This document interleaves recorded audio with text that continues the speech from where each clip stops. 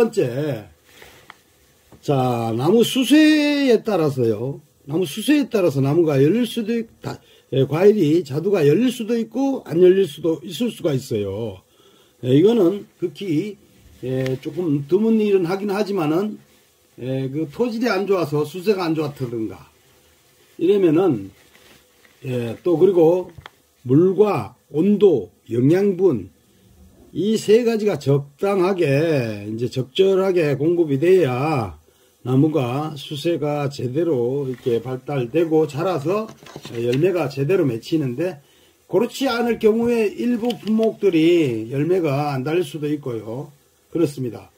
그리고 이런 게 또 안 맞다면 나무 수세가 아주 비실비실해서 빈약해서 안 맞다 그러면은 나무가 자기가 살기 위해서 열매를 아예 버려. 그런 경우는 있습니다. 그런데 드뭅니다. 이런 경우는 거의 극히 드문데, 너무 안 돌보고 이제 어떤 자두나무를 한두 그루 집 앞이나 텃밭에 심어 놓고 한두 그루다 보니까 전문적으로 돌보질 않으시고 이렇게 영양 공급도 안 되고 물 공급도 안 되고 이렇게 내버려 두면 온도가 안 맞고 하면은 나무가 수세가 약해져 가지고 비실비실 하다가, 물론 뭐 동해 냉해 피해도 있겠죠. 그러나 같이 겹치면은 나무가 자기가 살으려고 열매를 버리는 수가 있습니다. 여기서 잠깐 그 자두나무에 대해서 어떻게 키워야 되며 어떤 식으로 자두나무를 유인해야 되며 이걸 좀 말씀을 여기서 좀 드리고 넘어갈게요. 나무는 이렇습니다. 눕힐수록 나무는 안 크고 도장지는 많이 발생하고, 많이 눕힐수록 도장지가 많이 발생합니다. 나무는 직립 우세성에 의해서 옆으로 누워 있으면요, 이 몸을 위로 자꾸 직선으로 하늘 쪽으로 보고 일어나려고 하는 성격이 있어서 정부 우세성이라는 거죠. 그게 직립성, 정부 우세성에 의해서 자꾸 하늘 쪽으로 서는 그런 신초들이 나오면 계속 도장지가 발생시켜요. 그래서 자두나무를 초기에 식재하실 때는 바로 눕히면 안 됩니다. 절대 나무를 초기 식재하실 때 식재하셔가지고 1년생을 어떤 분들은 수영을 잡는다고 계속 눕히시는데, 그렇게 눕히지 마시고 일단은 자두나무를 3년까지는 무조건 퇴비 위주로, 비료는 적당하게 줘가면서 시기별로 적당하게 줘가면서 퇴비 위주로 자두를 많이 길러야 돼요. 많이 기르고 나면, 나무를 많이 기르고 나서 그 다음에 2년차부터 어떤 걸 해야 되냐면, 2년차가 지나면 너무 굵어져도 안 눕혀지거든요. 꺾어지거든요. 자두나무가. 그렇기 때문에 2년차부터 눕힐 가지는 4번 주지하거나 2번 주지를 하거나 뭐 어떤 수용을 자기가 하겠다 그러면은, 수용 잡을 나무는 4번 주주 같으면은 이쪽 두 가지 이쪽 두 가지 양쪽으로 해서 그 자기가 눕힐 가지를 골라서 미리 정해놓고 그것만 살짝 눕혀놓고 살짝 조금씩 눕혀서 해야 돼요. 갑자기 확 눕히면 또 꺾어지고 부러지면 다른 가지를 또 이용해야 되니까 불리해지겠죠. 그래서 그렇게 눕혀가면서 나머지 가지는 자르지 마세요. 같이 키우세요. 3년까지는 계속 같이 주지로 형성되어 있는 건 계속 키우시고, 그 다음에 주지에 잔가지가 많이 달려 있어요. 아니 쭉쭉쭉 계속 달려있는 나무가 흔합니다.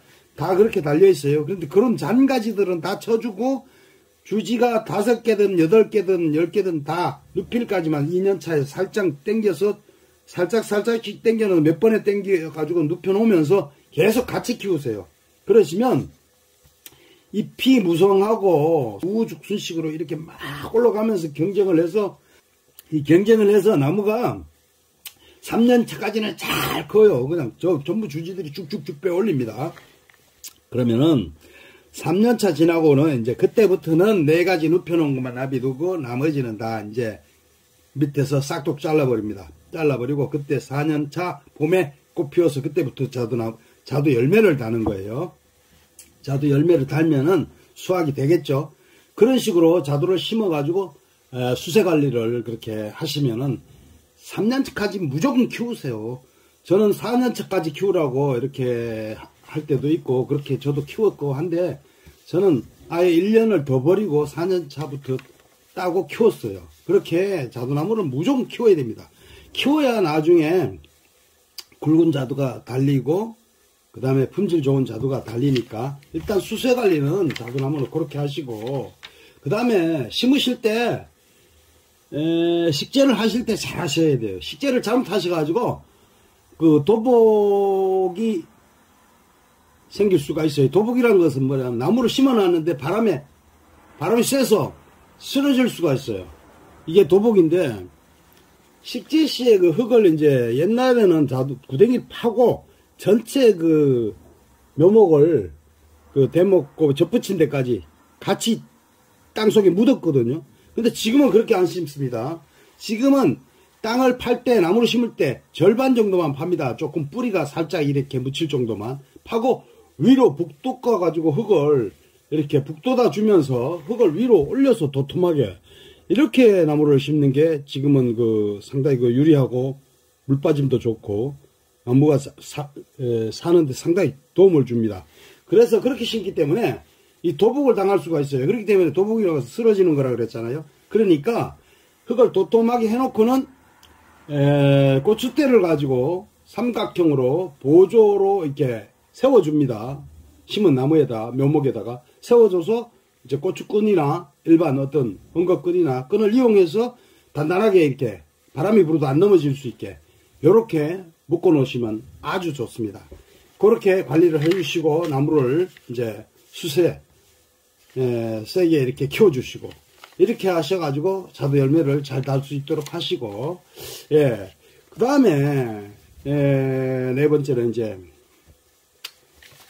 농약 이제 병충해 방제거든요. 병충해 방제를 또 잘못하면은 달렸다가도 잘 달린 나무도 자두도 다 떨어져 버립니다. 병충해 방제를 잘못하면은. 그러니까 자두 열매가 열리지도 않는 거는 냉해 피해나 어떤 수세나 그 다음에 이런 나무 수세나 그 다음에 수분수 문제에 어떤 다 연관이 세 가지 다 연관이 되겠네요. 열렸다가 떨어진다. 이거는 첫 번째 열렸다 떨어진다 얘기했는데 이것은 이제 그 병충해 방제일 수가 아주 있죠. 그래서 이 병충해 방제를 어떻게 하느냐. 자두나무 병충해 방제는요. 열매 관리를 해야 되는 거죠. 이때는 달린 거를 관리를 해야 되기 때문에 3월 달에 일단 황을 살포를 해야 되는데 요즘에는 그 황이요. 옛날에는 황을 제조해서도 쓰고 뭐 지금도 제조해서 쓰는 분들이 많은데 황만 전문으로 치고 이랬는데 요즘에는 다른 거하고 이제 희석을 같이 섞어서 두 가지를 동계유하고 섞어서 할 수 있는 코프황이라고 나옵니다. 농약방에. 그걸 사용하시면 됩니다. 이거는 다른 거하고 혼합해서 쓸 수 있는 그런 황이기 때문에 코프황이라고 아예 500ml 병이 나옵니다. 농약처럼. 요걸 가지고 동계유하고 혼합을 해서 3월 초중순에 한번 살포를 하시고요. 분명히 꽃이 없을 때, 잎도 없고 꽃이 없을 때 한번 살포를 하시고 그 다음에 꽃이 한 15% 정도 15% 정도까지 피었을 때 살짝 피었을 때 이쪽 저쪽 밭에 꽃이 15% 정도 살짝 피었을 때 보로도액 66씩을 치시면은 아주 완벽합니다. 이렇게 해야 열매를 볼 수 있고 또 열매가 달리더라도 열매 속에 벌써 벌레가 들어갑니다. 그 꽃이 피면은 이 벌레들이요 번식을 하고 거기서 살으려고 아예 나방들이 들어가요. 꽃으로 아예 들어가서 거기서 열매 속에서 열매가 커가면서 거기서 산란을 해놔가지고 얘네들이 거기서 아주 번식을 하고 이렇게 사는데 그렇게 되면 자두 열매가 달려도 떨어질 것이고 그 열매가 성장을 한다 그래도 이 열매는 벌써 이미 이 벌레가 들어있어서 전혀 못 쓰는 이런 열매가 되는 거죠. 그래서 꼭 요게 동계방제로 들어가는데 이 두 가지를 코프황하고 동계유를 혼합해서 3월 초 중순에 살포하시고 꽃이 바로 꽃 피기 시작할 때 한 15% 정도 피었을 때 보로도액 66을 치시라는 거죠. 그래서 동계방제는 꼭 2번 하시고 그 다음에 개화 후에 첫 번째 약 치실 때 방제할 때 이때는 마이신계 약을 진짜 좋은 걸로 첫 번째부터 아예 좋은 걸 써야 됩니다. 좀 좋은 거라고 하면 신약이고 비싼 거예요. 이런 마이신 계열의 약을 제대로 쳐서 봄철에 병충해 방제를 아예 초기에 잡아야 됩니다. 벌레들이 꽃이 피면은 굉장히 많이 접근을 하잖아요. 이럴 때 꽃이 결실을 좋게 잘 할 수 있도록 만들어야 되고, 그 다음에 꽃이 첫 번째 방제할 때는 한 80% 정도, 개화 후에 한 80% 정도 꽃이 다 이렇게 수정이 되고 난 뒤에 한 80% 정도 꽃이 다 지고 난 다음에, 이럴 때는 마이신계 아주 좋은 걸로 첫 번째 약을 잘 치시라는 거죠. 그렇게 하시고 나서 그 다음부터 이제 뭐 시기적절하게 이제 순나방 많이 나올 때는 순나방을 뭐 거의 1년 내내 쳐야 되지만, 순나방은 5월 초기에 제일 많이 나옵니다. 그때 방제를 집중적으로 하시고, 그 다음에 노린재 방제는 7월 말에서 8월 초 중순까지 노린재 방제를 아예 적기에 아주 집중적으로 일주일에 한 번씩 해주시고, 예, 이렇게 하셔야 열매를 그제서야 수확을 제대로 할 수 있습니다. 그래서 개화 전 동계약을 잘 치시고, 개화 후에 봄서부터 꼭 열흘에 한 번씩 방제를 하시고, 또 나방이 집중적으로 나오고 노린재가 집중적으로 나올 때는 그 적기에는 일주일에 한 번씩 또 치시고, 그 다음에 중요한 거 한 가지, 장마철에.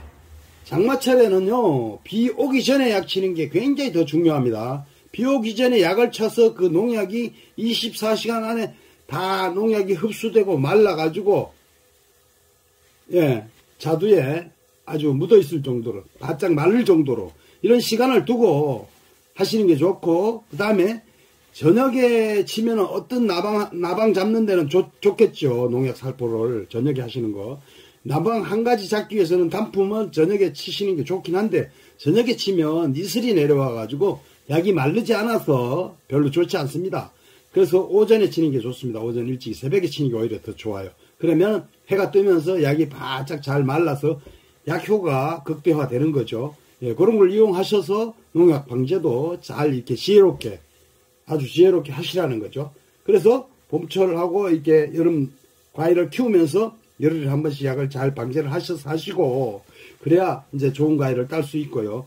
그 다음에 수확 후에 방제를 꼭 이것도 또 빠뜨리면 안 돼요. 수확 후에 잎이 있을 때, 이때 9월 말이나 이럴 때요, 살충제, 살균제를 한번 치시고, 그 다음에 또 잎이 떨어질 때 또 보르도액 660을 또 한번 싸서 도포를 하시면은, 그때 이제 균들을 다 죽일 수 있고 충도 죽일 수 있죠. 예, 그렇게 해서 하시고, 그 다음에 열매가, 요건 참고적으로 말씀드리는데, 열매가 달렸을 때는 또 알속금 관리를 잘 해줘야 돼요. 열매를 잘 어떻게 자 10개가 달렸어요.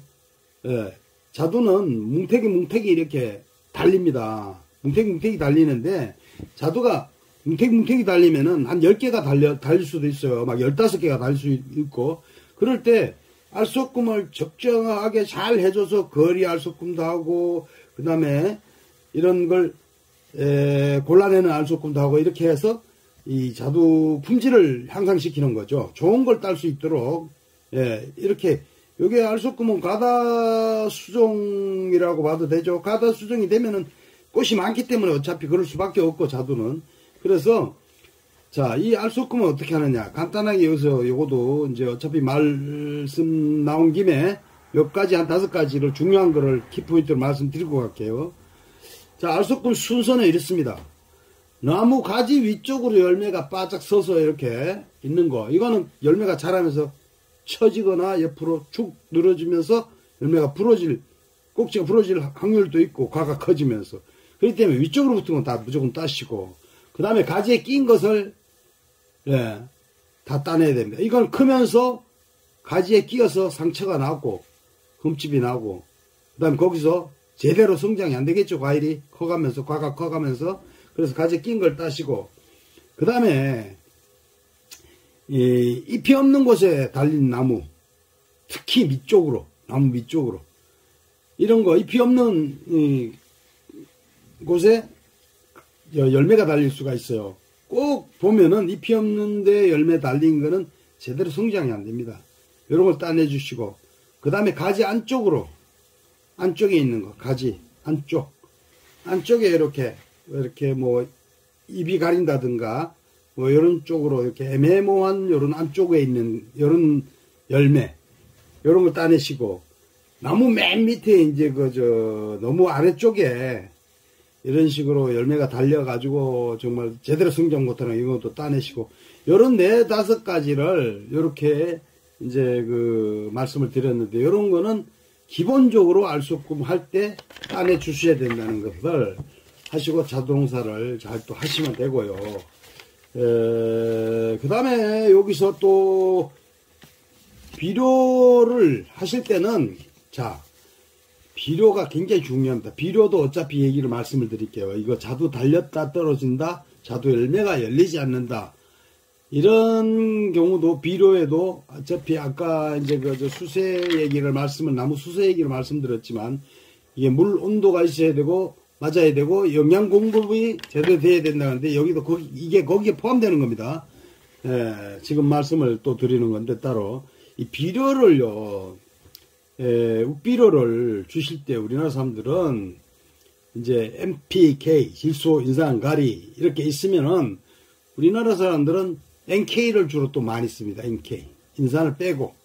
그런데 사실은 비료를 많이 줘가지고 좋을 건 없습니다. 자두는 어느 정도의 퇴비를 미리미리 줘가지고 미생물을 깨우고 미량 원소만 있으면은, 비료는 열매 맺었을 때 1년에 한 번씩만 줘도 됩니다. 질소기가 많으면은 도장지가 많이 나기 때문에, 잎하고 가지를 키우는 게 질소기 때문에 질소기가 많으면 도장지가 아주 많이 발생돼요.